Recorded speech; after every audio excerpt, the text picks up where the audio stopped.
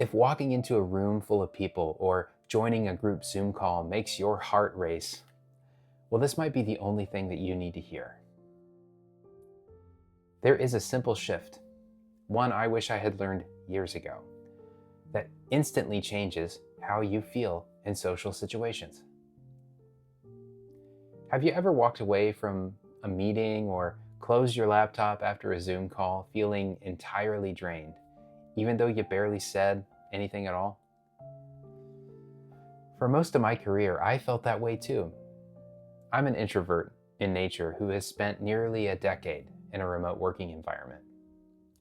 And somewhere along the way, I realized that the biggest energy suck wasn't the work.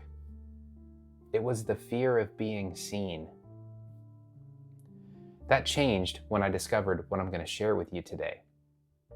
But before we go further, I would love to know, when does social anxiety show up most for you?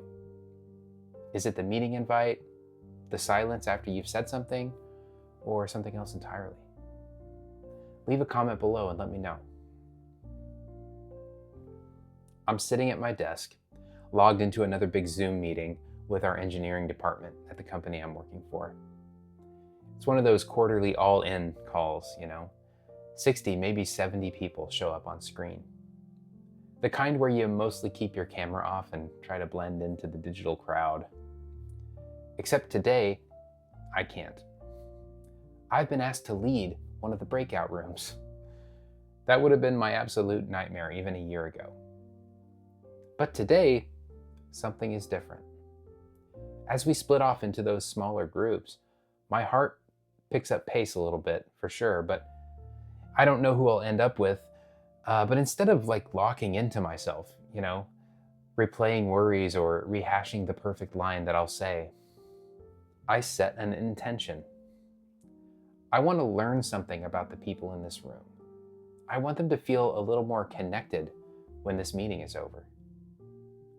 So the breakout room opens, 4 other guys appear. I recognize only one of them more than casually. No one talks at first, so I jump right in. I've been asked to help guide this, but honestly, I'm just happy to be here with you all. If it's okay, I'd love to kick us off with a question. I'm in the middle of potty training my toddler, and it's a battle that I'm losing. Any tips? The room chuckles. Turns out 2 of them are dads also. They jump in with horror stories, empathy, advice. The room softens. We're not engineers anymore. We're just people in the thick of it, Then another guy says, I'm not a dad, but I do have 3 March Madness brackets going on right now.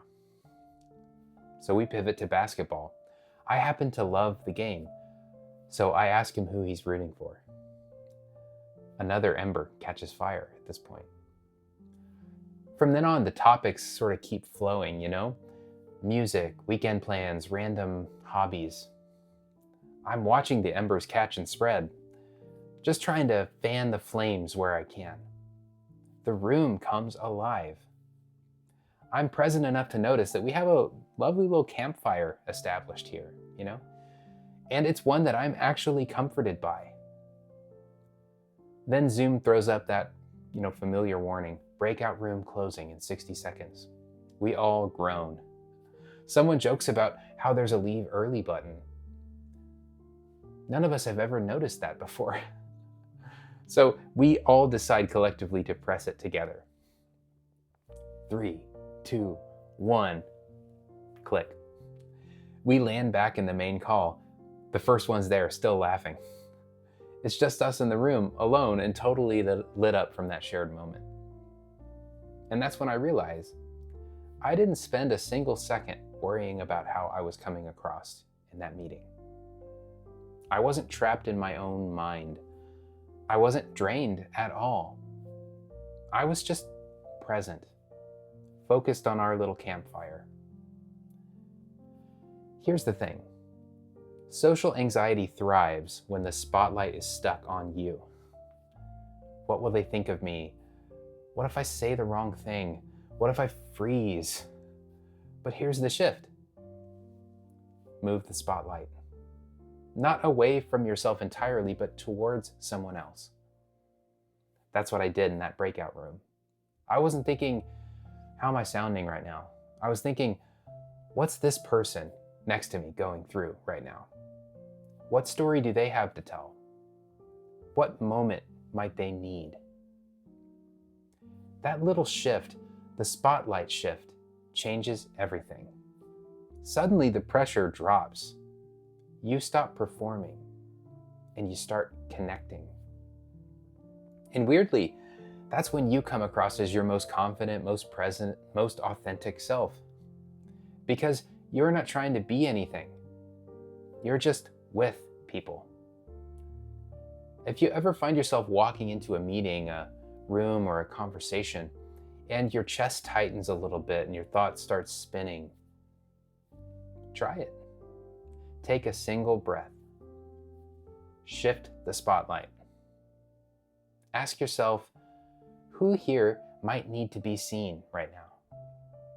What can I give? What can I offer up? Because sometimes the best way to feel okay in a room is to help someone else feel that way first. The truth is, this isn't just about social anxiety. It's about how we as humans show up in the world, how we carry ourselves into rooms, into conversation, into the roles that we've stepped into.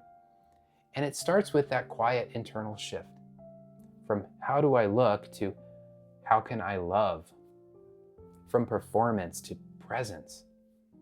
If that's landing for you, if something in you is waking up to this idea of connection and creativity, then you're going to want to watch this next one. It's about how to protect the most fragile part of your transformation, right at the moment it's beginning. I'll see you there.